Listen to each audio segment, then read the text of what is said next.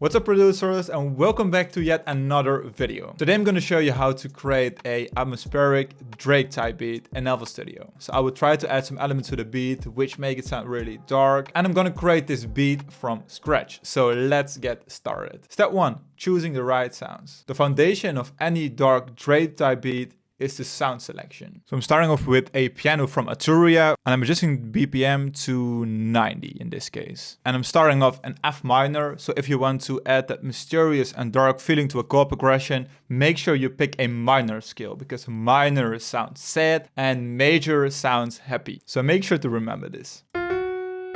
So I'm starting off at the root note of the scale. I'm adding an F and C in this case. And let's add an F. And let's just copy this one, C, A, and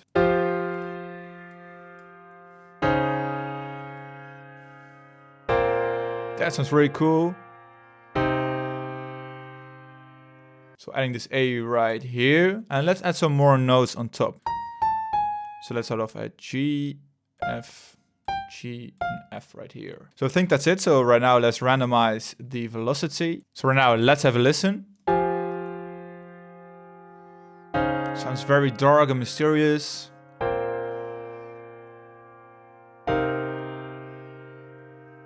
So now make sure you adjust the notes individually so you create a perfect chord progression. And then I've strummized the melody just a little bit to make sure to add some more uniqueness to the chord progression. So now let's add another ambient texture to the beat. So we're going to use dark sound. So in this case, I think I'm going to use the Prophet VSV, this one.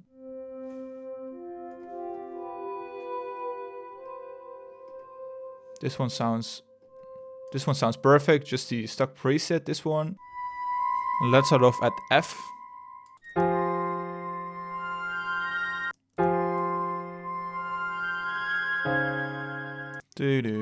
Something like this right here.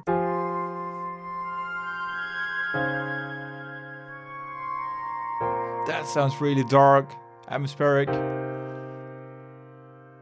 So maybe remove some of the high frequencies, and I think it fits perfectly. So for now, the third step is to craft the drum pattern. So we've created a simple melody, and I think right now it's time to define the groove for the drums. And in this case, I'm going to use the Blackout drum kit, which is my go-to drum kit. So for this beat, I first want to start off with a rim. So I want to pick this one.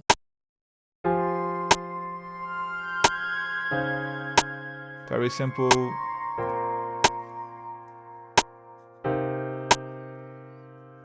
Also, this one sounds very unique, but I want to add a second layer. So a more generic one. So we create something which I haven't done before.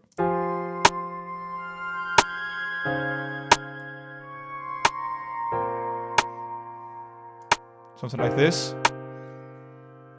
Alright, now let's add a hi-hat. So I want to pick this one, which sounds very soft. So I've created this hi-hat loop. Very simple, played around with the velocity.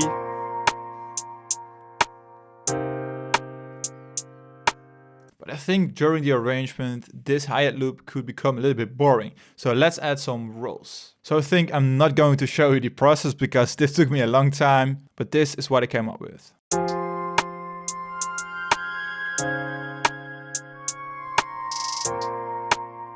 Very, very simple. So for example, in the intro, we could just use this layer, and in the main part of the beat, we use this one. So we add the rolls, just to keep the beat more interesting. So now let's add a kick. So I think I want to pick a kick which contains a lot of power. This one.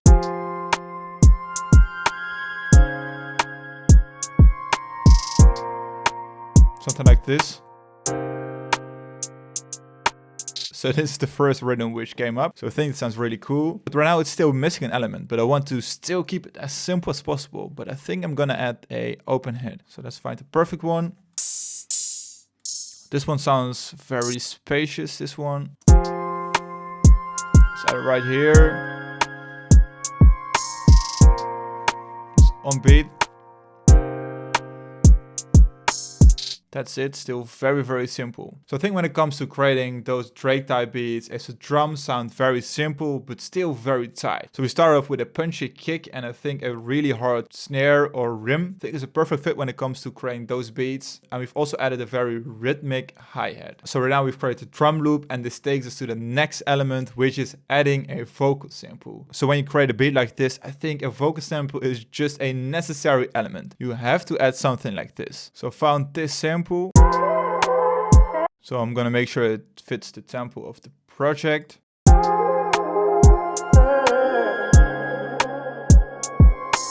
So I'm gonna chop up the sample. So sample from Sematics. By the way, an awesome vocal sample. Something like this, because the BPM stretching wasn't right in this case.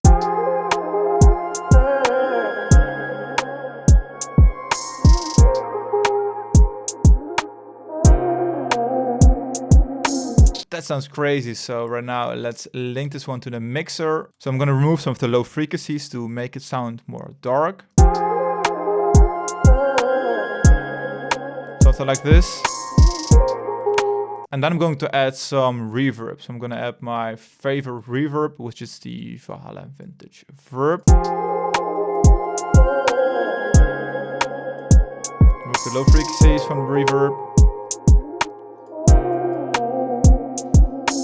So I think when it comes to adding vocals to those types of beats, you could add vocal chops, whispers, or in this case, atmospheric elements. And then just add a lot of reverb and it adds a lot of depth to your beat. Very simple. And I think a vocal sample adds some emotion to the beat, but make sure it's still in the background, so it isn't a main element. So right now, let's add the bass lines and 808. So first I'm gonna start off with a simple bass line. So one of my favorite elements when it comes to adding bass lines is using Serum. So found this one. And let's adjust this one. So I think right now it sounds perfect. Just tweaking this preset and then just drawing the bass lines. And I think I'm gonna pitch this one up. Let's pitch it down 1 octave. Oh, this is crazy.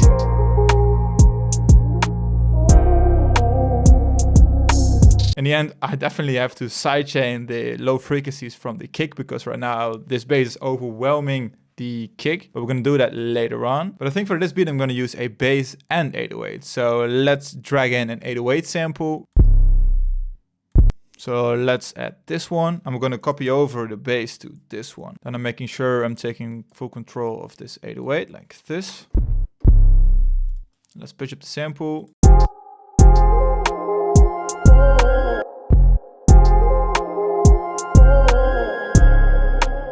So I'm creating something like this.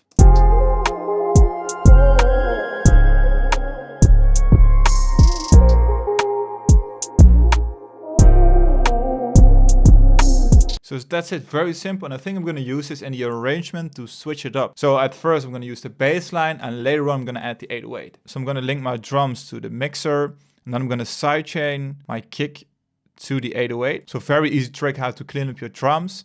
And I'm gonna use Kickstarter 2, which is a very simple plugin to use. I'm gonna select processing, I'm selecting kick 16, like this. I'm selecting audio, let's select the high chain. Instantly cleans up the drums. That sounds crazy. So right now in step 6, I'm gonna arrange the beat. So I think right now we have all the elements in place. So I'm gonna add some effects, some transition effects, just to make it interesting. So I've made some changes to the project. So for example, the effects I've added to the atmospheric pad. So first I've added some analog tape, then I've added a long reverb, and then I've added a kickstart to add some side chaining or ducking effect to the melody. So that sounds like this. And to make it even more atmospheric, sounds way softer. Very easy trick how to make it more interesting in the end. I added one simple transitioning effect from the Blackout drum kit, which is this one. Very simple white noise uplifter. And then I've added some automation where I'm basically playing around with a high cut filter. So for example, right here, I'm adjusting the brightness of the piano. I'm adding a chorus to the piano just to keep the listener engaged. And in the outro, I've added some more effects. So I've used a Shaper Box 3 using the Fill Shutter Groove just to add an ambient and atmospheric effect to the head loop. So let's have a listen. You can hear in the background. Sounds really cool. Sounds like a percussion which is played using a lot of reverb, but it's just this head loop using this effect. So really cool detail which I'm applying in the outro. And when arranging the beat, I've created some variations. So I've created a bass line and an 808. And I'm doing this to create kind of a build up. So let's have a listen. Here we have the drums and the bass playing.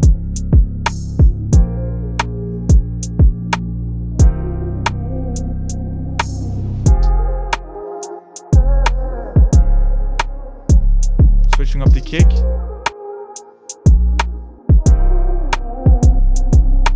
And by doing this, you can easily switch up the groove and the vibe of the beat. Very simple trick. And that's it for this beat. It took me 90 minutes to create this beat, which is not that long. The beat is still very simple, so I didn't want to add a lot of elements, keep it as simple as possible, and leave a lot of room for the artist. Because I think my view on this is producers most of the time add just too much. And when I'm in the studio with rappers, they're like, okay, this beat is just too much. There is no room for the artist. So I try to find the right balance when it comes to creating those beats. And if you like this video, make sure to subscribe and stay tuned for new videos. And I hope you have a great day, create some awesome beats, and see you in one of my next tutorials.